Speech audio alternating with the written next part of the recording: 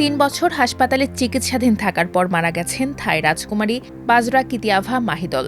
মৃত্যুকালে তার বয়স হয়েছিল ৪৭ বছর।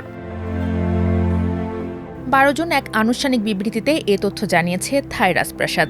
বিবৃতিতে বলা হয়, দীর্ঘদিন ধরে গুরুতর অসুস্থতায় ভুগছিলেন রাজকুমারী।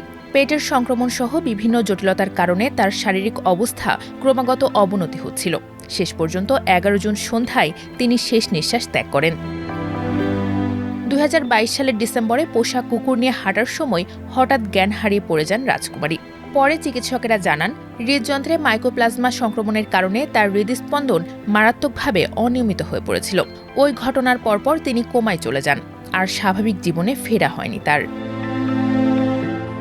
থাইল্যান্ডে প্রিন্সেস ভা নামে পরিচিত ছিলেন বাজরা কিতিয়াভা।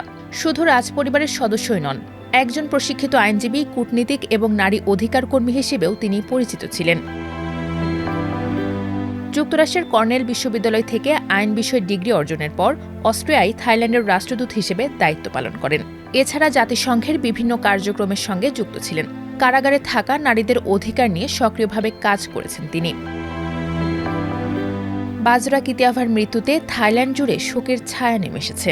তার মরদেহ ব্যাংককের গ্র্যান্ড প্যালেসে রাখা হবে, যেখানে রাজপরিবার ও সাধারণ মানুষ শেষ শ্রদ্ধা জানাতে পারবেন।